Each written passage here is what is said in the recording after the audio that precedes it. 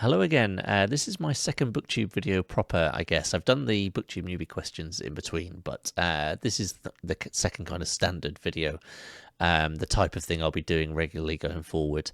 So today I thought we would start off with a quick update on some recent reads. I actually have made some progress and read a couple of books, so we'll start off covering those. And then I thought what I would do is, despite the fact I haven't read hundreds and hundreds and hundreds of books, I would talk about what I think my top 5 books are at the moment. That was a very difficult decision to come to narrow it down to the 5, but I think I'm right with what I've got. And I also noticed when compiling the list, 3 out of the 5 I've only read the one book by that author. So I thought what I'd do in this video is talk about the top 5 books and then which book by that author I will probably read next and why. If I have a reason why, or it might just be I fancy the look of that one, which is, I suppose, is a good enough reason as any. But anyway, we will start off by an update on what I've been reading recently. In the first video, I spoke about this book, which is The Fisherman by John Langan. I think I was about a third of the way through it last time we spoke. I've now finished it. And just off the bat, I will say I really, really enjoyed this book. I thought it was very good indeed. It wasn't entirely what I expected in the end, but it kept me gripped throughout. And yeah, I thought it was great. It's the story of 2 men who are kind of bound by grief. They've both suffered a similar tragedy. And they find solace in each other through friendship and particularly through fishing. They go on a number of fishing trips together, start to learn more about each other, and it seems to help them both in their grief, help them work through things. One of the 2 kind of main characters in this book starts to become not obsessed, but very keen on going to one particular fishing spot, which is quite secretive, not known by everybody, and he pushes to go there. And they ultimately decide to go, start to make their journey. And around a third of the way through the book, around where I was last time, they get to a diner where they meet somebody who warns them off going to this place called Dutchman's Creek, which is the spot that the guy really wants to go to, and we don't quite know why. And the guy basically says, look, there's some troubled things happened in this place. And what happens at that point is we flash back and we start to learn about the origins of the area where Dutchman's Creek is located, and we learn about some dark and troubling things that have happened over the years there. And that takes up quite a big portion of the book, and I wasn't expecting that at all. As I say, first 100 pages or so is quite straightforward. Story of these 2 men, and then we get introduced to this whole other cast of characters historically, and we work through that, learn about what's happened in the area and why it has this reputation for being maybe not a place you'd want to go to. And then we get back to our 2 main characters, and they continue on their journey, and we come to a conclusion. I don't want to say too much more than that because I don't want to get into spoiler territory, because I really would recommend it. But yeah, I thought this was great. Really, really good. I think I said in the first video, it'd been compared to Stephen King a little bit, who I'll talk about a bit more in a sec. And I can see that, absolutely. And I think I can see, although I haven't read the book in question, I think this seems similar to a Stephen King book that I am yet to read in terms of its overall premise. Not the fishing so much as something else that happens in the book. But again, I don't want to spoil anything. But yes, I would recommend this book for anyone who enjoys kind of horror thrillers. Yes, very, very good. The Fisherman by John Langan. And then continuing on the horror vibe, I spoke about, in my first video, 10 short books that I wanted to try and use to keep up my momentum with reading, because I'm not very good at getting through books quickly. So I thought some shorter books might help. This one is very short, about 150 pages, and that is I Am Legend by Richard Matheson. Sorry, getting mixed up with John Langan. This was a book I was really, really looking forward to. It's a vampire novel, very highly rated, and I had a very good time with it on the whole.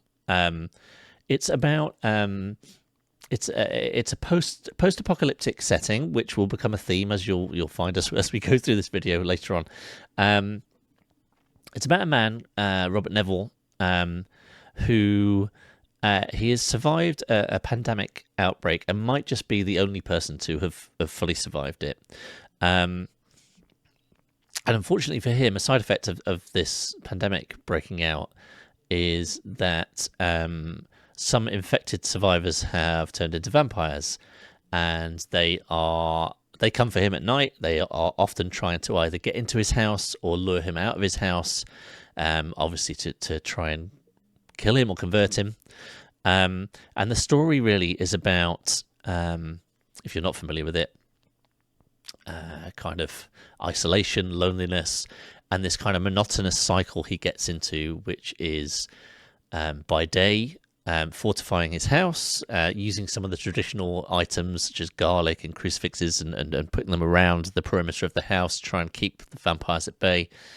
And then also, when he has time, going out hunting for vampires who are obviously not going to be walking around in daylight, and staking them through the heart to try and reduce the number that come to him at night. But when night comes, there seems to be, an ever-increasing number that are coming for him at night time. And it's about this cycle he gets into, and it's a really effective portrait, actually, of a guy who is clearly lonely and depressed and suffering with a lot, to say the least, in that situation.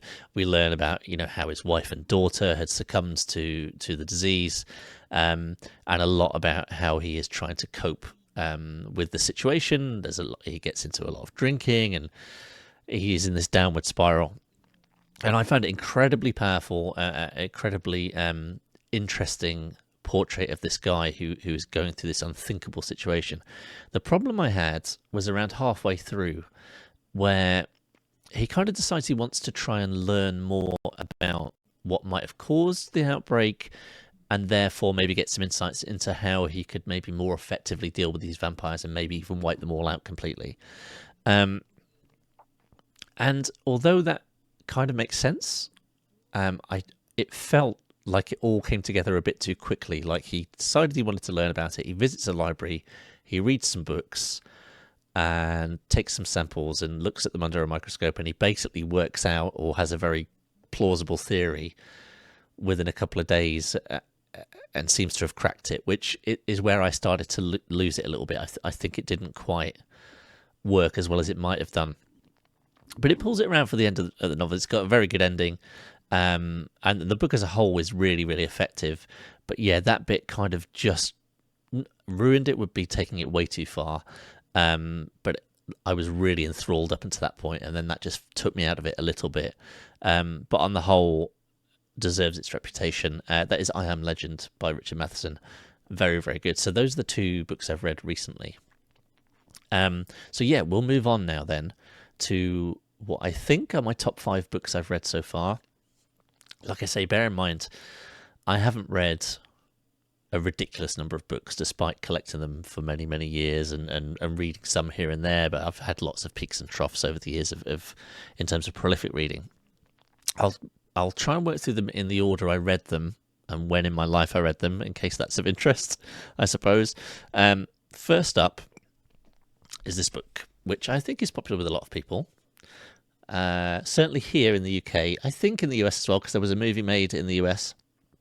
That book is High Fidelity by Nick Hornby. This is this collects his first 2 books, Fever Pitch and High Fidelity. This copy, but High Fidelity is the one I'm talking about.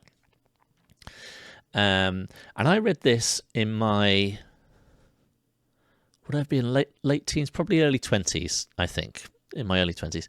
And High Fidelity is about a man who views pretty much everything in life through the lens of music and making mixtapes, essentially. He is obsessed with music.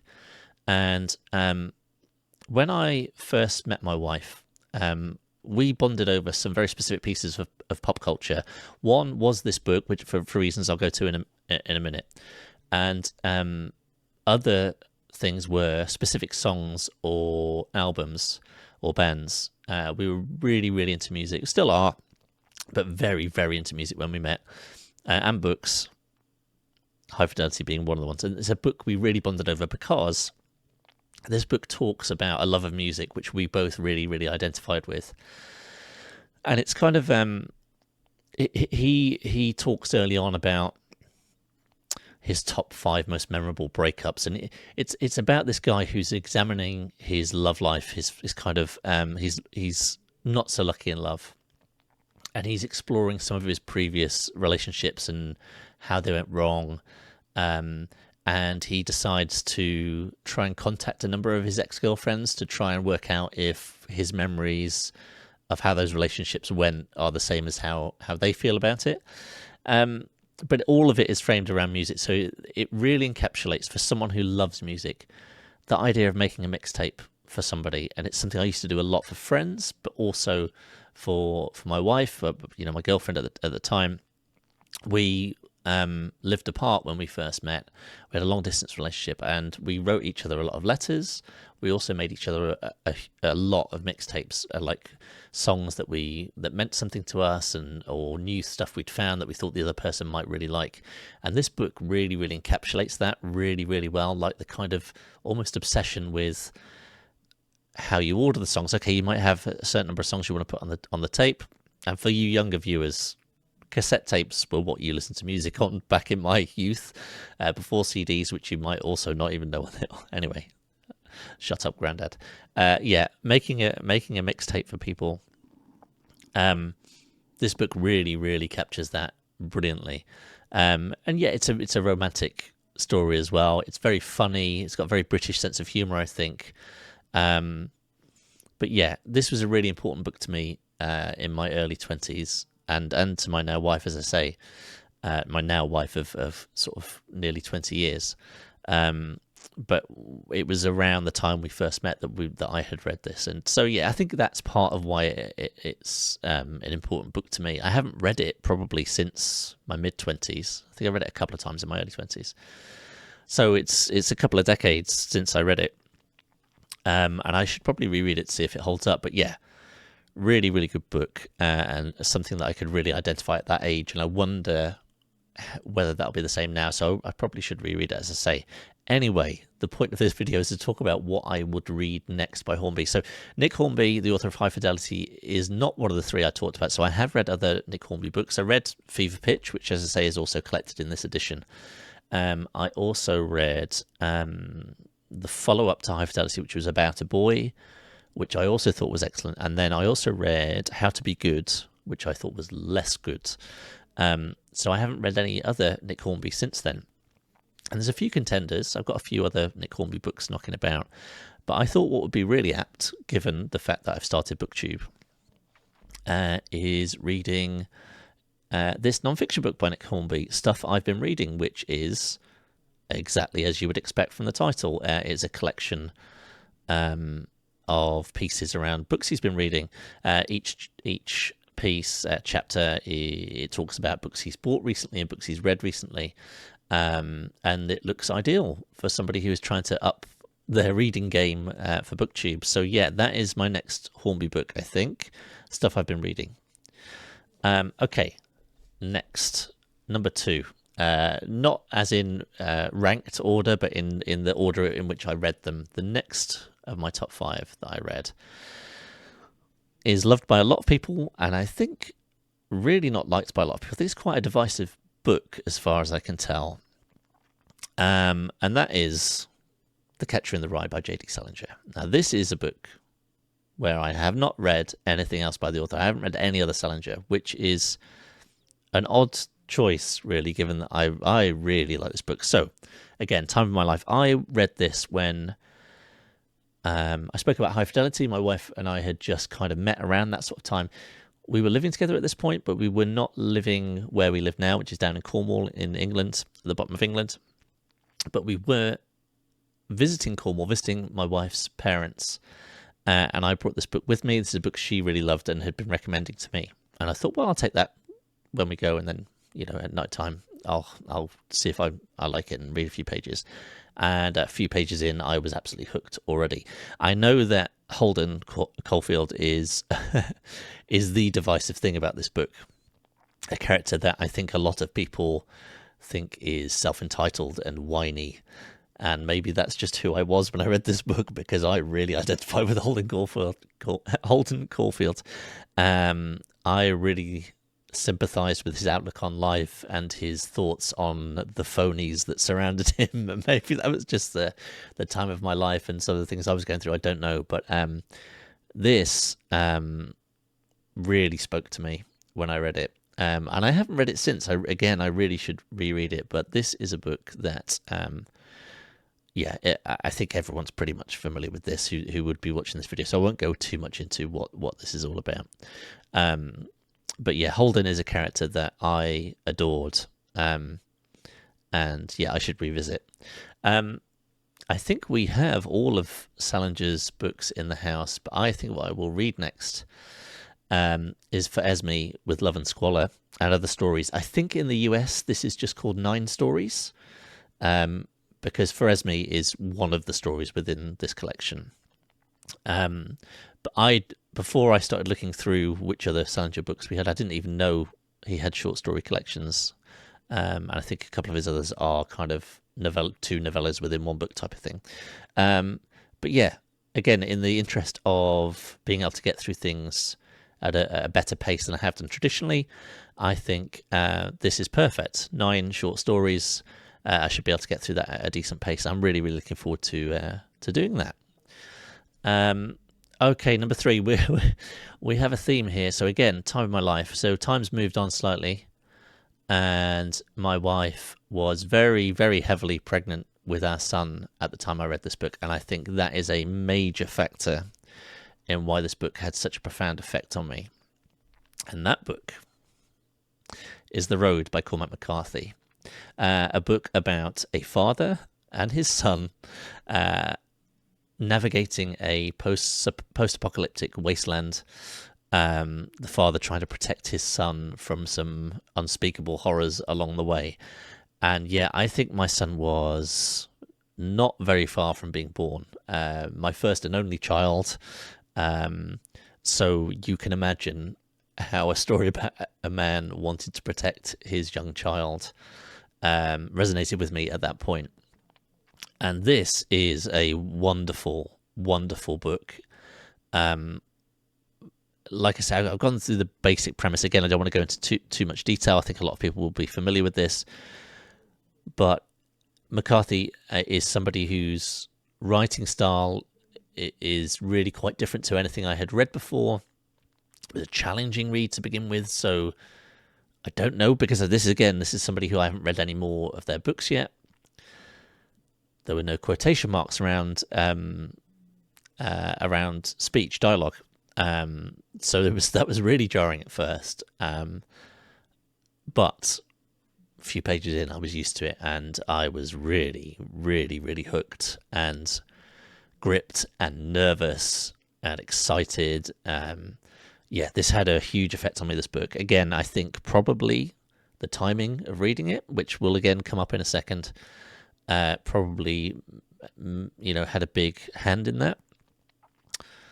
But yeah, wonderful book. Now, I'm really struggling as to which.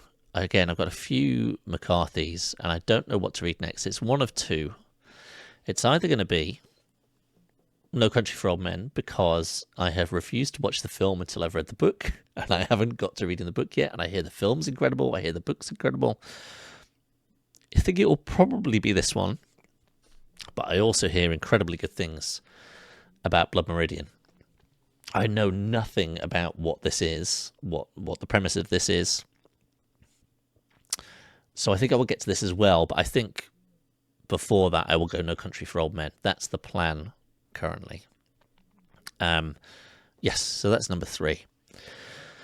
Number 4, I read this probably 4 or 5 years after I read The Road.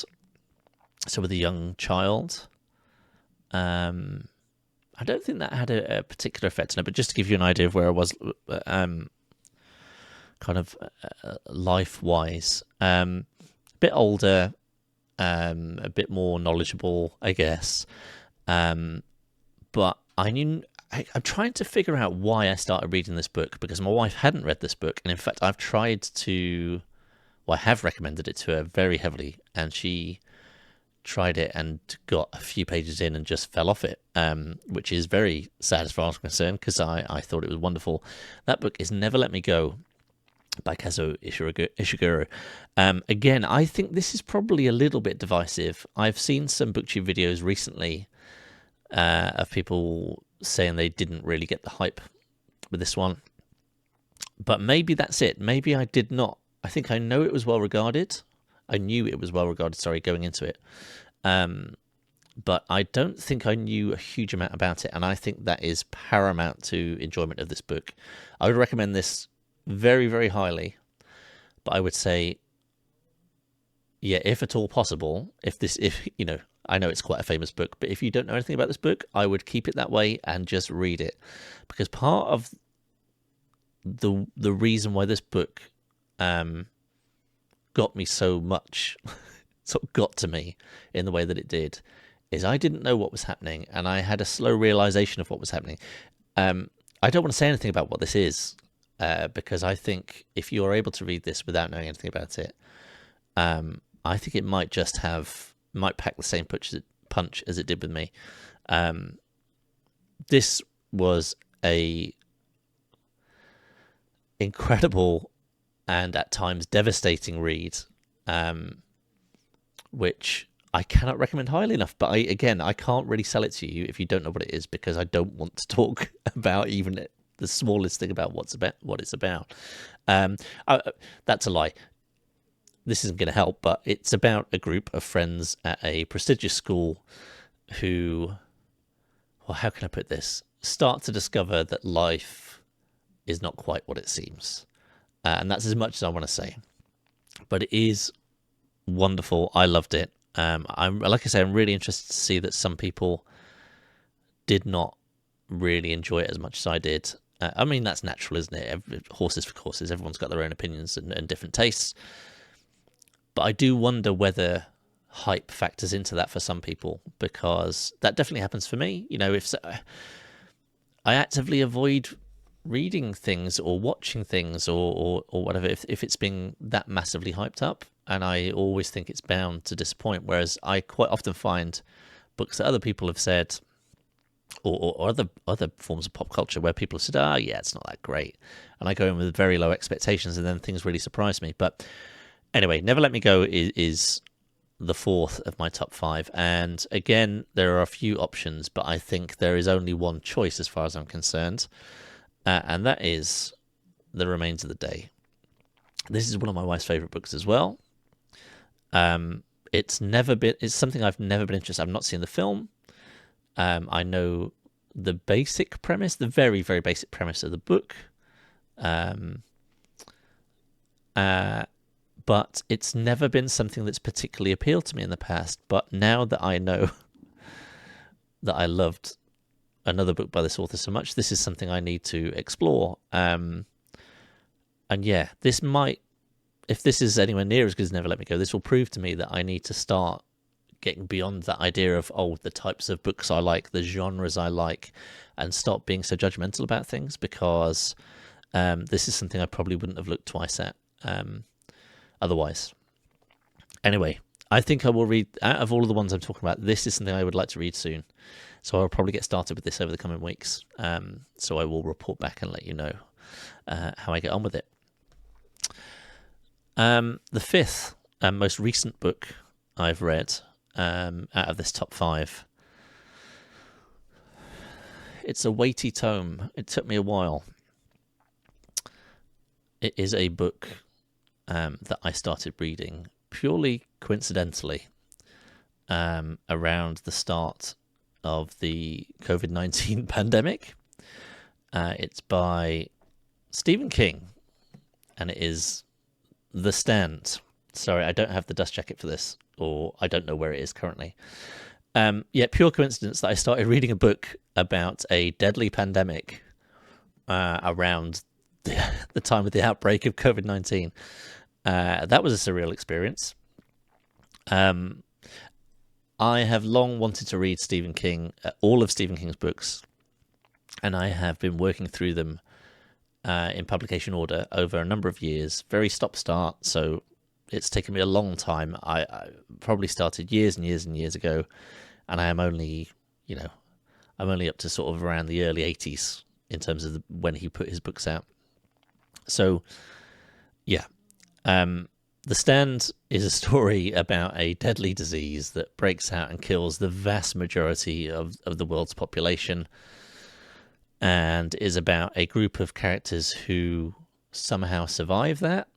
I don't necessarily know why, and they begin to band together to deal with what comes after. Again, I don't want to say a huge amount more than that, because if you have any interest in The Stand, I would say, don't read too much about it. Again, if you can. I read the expanded edition that King put out a number of years after it was originally published. This is like over 1,000 pages. I think the original was maybe 700 or 800 pages. But again, this gripped me from the first to the last. And I thought it was very, very good. Now, when I was coming to picking my favourite Stephen King, because there are a couple that I absolutely adore and could have been in this top 5, Salem's Lot was very close, another vampire novel. I'm not particularly massively into vampires. It just so happens that I've read some vampire stories relatively recently. But yeah, The Stand is the one that takes it, I think. And I know that is a lot of people's favourite King book. But yeah, very, very good. So in terms of what I read next by King, that is easy because, as I say, I'm reading in chronological order. And next up for me from the early 80s is Christine. Now, I know the basic premise of this. I'm not as excited as I have been for a lot of King books. A killer car? Is that really going to do the trick? Is that going to live up to The Stand and Salem's Lot and Carrie? I don't know. Kind of a bit of a goofy premise, but I trust that King will make it super entertaining. So I'll read this soon as well, I think, because I've had a little break from King recently, and I'd like to get back on the horse. So this will be the next King book I read. So yeah, I think out of those 5, I think Christine and the Remains of the Day will definitely be this side of Christmas. That's the plan, at least. But yeah, that's it. If any of these authors that I've featured, there is a particular book by them that you would say should jump to the top of my list, please let me know in the comments. And I will consider reading those instead of the ones I've picked, I guess. But yeah, I will update you on how I'm getting on with some of these next time, if indeed I've got to them. But yeah, I think The Reigns of the Day is what I'm going to start very soon. We'll see. I will update you next time. Until then, please take care, and I'll catch you next time. Thanks very much.